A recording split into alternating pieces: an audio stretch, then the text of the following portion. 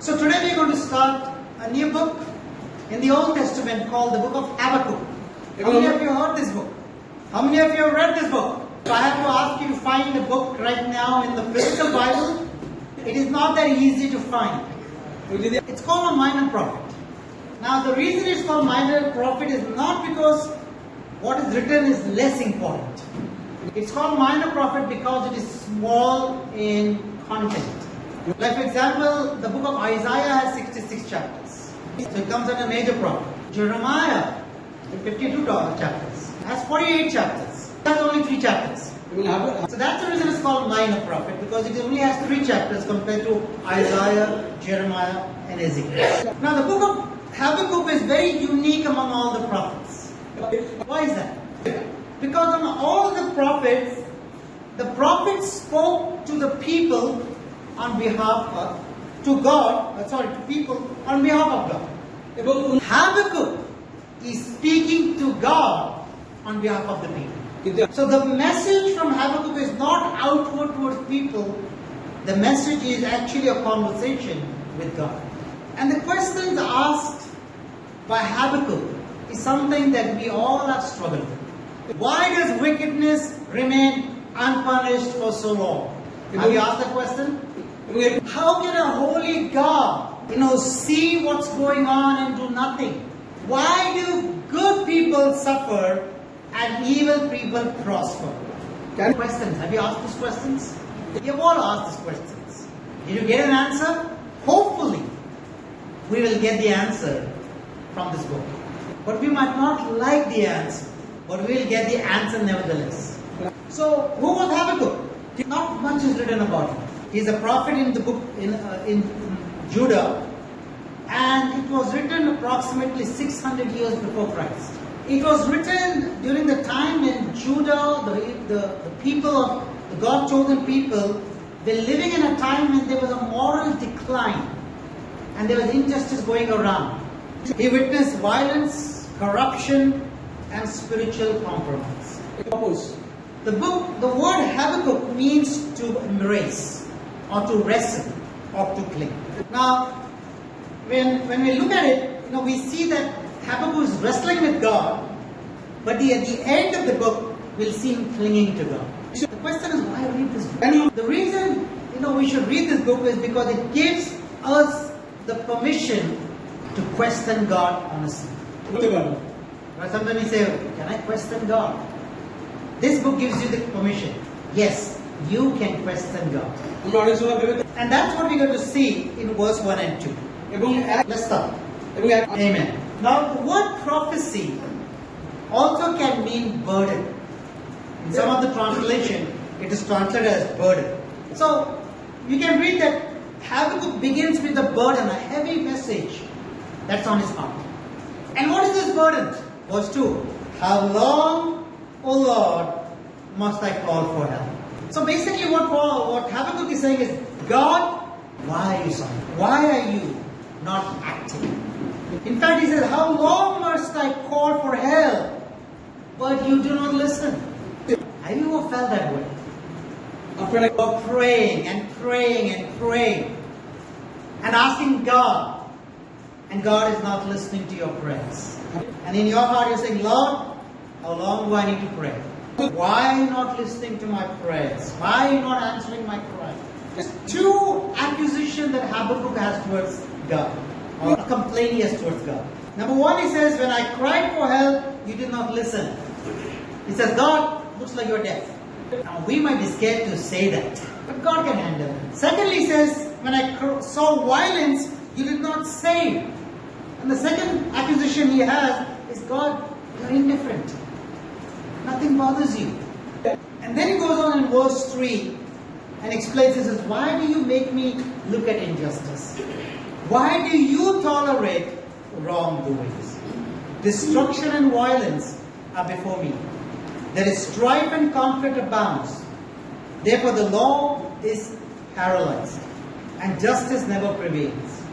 The wicked hem in the righteous, so that justice is perfect. Now look at a few words that you see Habakkuk complaining about. What he sees? Violence, injustice, wrong judgments, and the law is being ignored. People are not obeying the law. And what troubles Habakkuk is not what the evil that is going around. What troubles Habakkuk is, why is God silent about the evil? Habakkuk is asking, do you even see what is happening? And if you see, then why aren't you doing anything about it? See, faith is not the absence of having questions. Faith is having the courage to bring these questions to God. And what we see over here is that Habakkuk, is not walking away from God, rather he's walking towards God. If you ask people in the world, one of the biggest reason for them not believing in God, and one big question is always about evil and suffering. If there is God, then why there is suffering? If there is God, why there is evil? So what would be our solution if we were in God's place? Right? Remove all the evil that's in the world, right? Now, the problem is God had to remove all the evil that all of us have to be eradicated. Because we are all evil. God's solution to this situation is very simple. God breaks his silence over here in verse 5. But his answer is more terrifying than his silence. Okay? Look at verse 5. Now, before we go to verse 5, now, who is Habakkuk complaining about? He's actually complaining about his own people. The Judah, the people, the Israelite. God chose them. He's not complaining about a foreign country. He's complaining about God's own people. That means his very own people were violent. Their own people were destructive. Their own people were not following the law. And their own people were not allowing justice to prevail. So what Habakkuk is complaining about is Judah's own internal condition. He's not talking about an external enemy. Right? Now look at verse 5. Glad to have it. Amen. So in verse 5, now God answers. Okay? He answers and confirms it. Look at the nation and watch and be utterly amazed. For I am going to do something in your days that you would not believe, even if you were told. Now, God is responding by saying that He's going to raise an evil, powerful, violent nation called the Babylonians. I am working. Habakkuk was thinking God is not listening or He's inactive. But God is saying, I am working behind the scene. Because see what I'm saying? What He's saying, I am going to do something in your days. Sometimes you feel like God is not listening to you or listening to your prayer. But just want to let you know that, to encourage you, that God is saying, I am working behind the scene. You're not able to say it, but I am doing something. But the second thing that God says is, I am working, but not how you expect. Because a lot of times, we want God to answer a prayer, but we want to answer a prayer the way we want it, according to our timeline. So what is God's solution to the situation that Habakkuk is praying? Verse 6, and I'll read this. He says, I am raising up the Babylonians, that ruthless and impetuous people who sweep across the whole earth, to seize dwellings not their own. They are feared and dreaded people. They are law to themselves and promote their own honor. Their horses are swifter than leopards, fierce than the bulls at dusk. The cavalry gallops headlong. Their horsemen come from afar. They fly like an eagle, sweeping to devour. They all come intent on violence. Their horses advances like desert wind and gathers prisoners like sand. They mock kings and scoff at rulers. They laugh at all fortified cities by building earthen ramps. They capture them. Then they sweep past like the winds and go on. Guilty people whose own strength is their. Now look at the way God describes the Babylonians. Violent, proud, lawless. They sweep through the nations. They trust their own strength and they worship their own power. Habakkuk expected a reform or a revival among his people. What does God do? He judgment through the pagan empire of Babylon. See, God uses a more wicked nation to punish the less wicked nation. How do you feel about it? Do you think that's fair? It doesn't sound fair, right?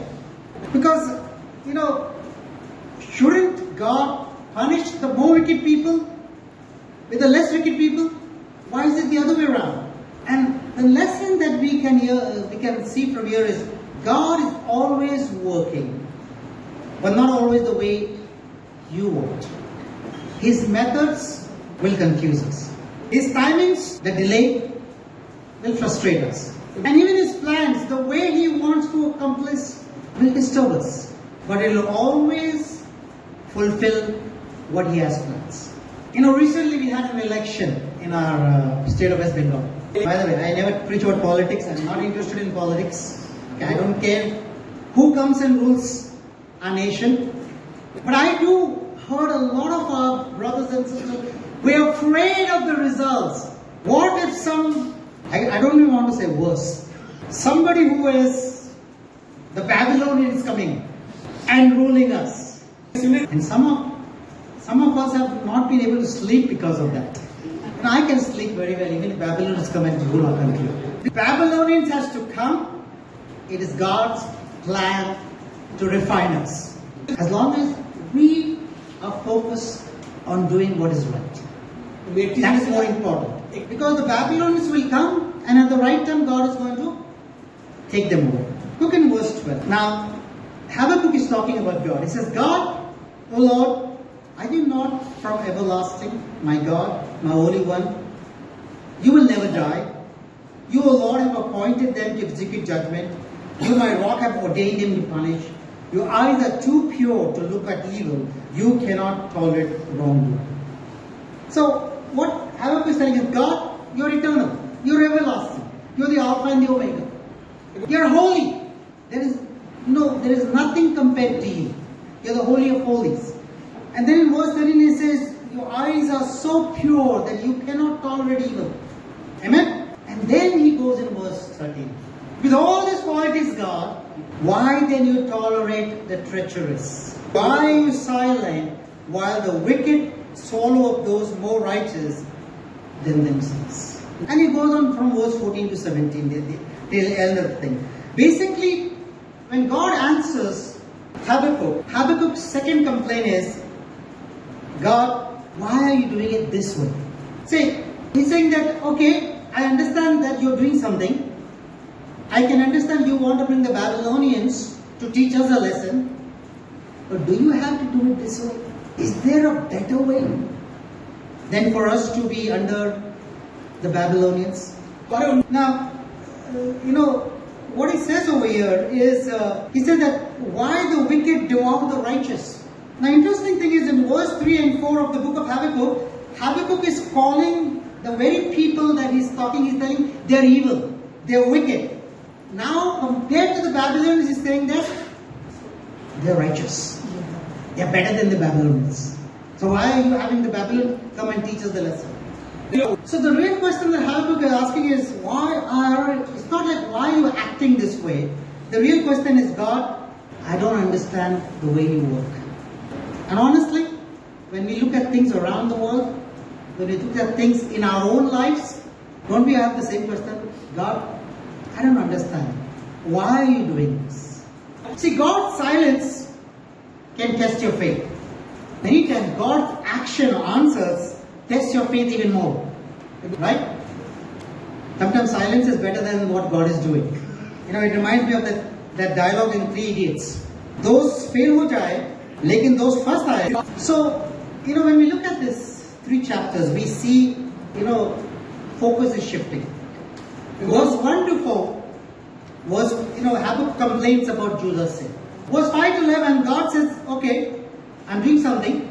I'm going to do it my way. And I'm going to bring Babylonian to judge the people of Judah. And then at the ending of the verse 12 to 17, Habakkuk struggles with that answer. So what are some of the lessons we can take away today from this chapter? Number 1, it is okay to ask why, but ask God, not the world. Amen? See, Habakkuk doesn't complain about God. He's complaining to God. God can handle our complaints. God can handle all your accusations and all that you want. God can handle. Secondly is, even when nothing is happening, remember, God is always at work, even when you feel nothing is happening. That's what in verse 5 he says, I am doing something in your days that you will not believe. Even when your prayers seem unanswered, God is working. Even when evil seems unchecked, God is working. God is not inactive. Even no matter who comes and rules our state of West Bengal, God is active. The third thing that the lesson we can take today is God's ways are higher than our understanding. What seems contradictory to us, it is a part of a larger plan. So learn to trust God when we don't understand His ways. And lastly is faith grows when we wrestle, when we struggle.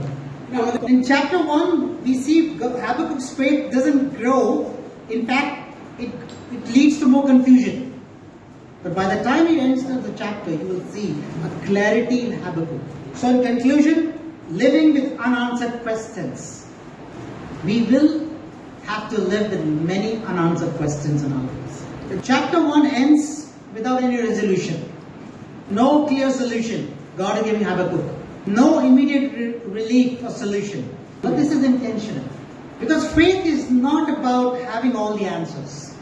Faith is trusting God even when you don't have all the answers. Are you okay with that? Are you okay with not having all the answers? For me, it was a struggle because for me, it was like, I need to know everything. And I realize now number one is I will not know everything. And number two is, it's okay if I don't know everything. So closing challenge, where are you today? Waiting for God to act? Confused by what God is doing? Wrestling with a very difficult question. I want to encourage you, follow Habakkuk's example. What did Habakkuk do? Bring your questions honestly to God. That's the reason why spending time with God is so important. Secondly, what did he do? Stay in conversation with God. And thirdly is don't walk away in silence or have reservations. Amen? So, we end over here, chapter 1. I know there's no clear solution, but chapter 2 and chapter 3 will give us some breakthrough about the questions about why God does what He does. Amen. Thank you very much. I hope you got something out of Habakkuk chapter 1.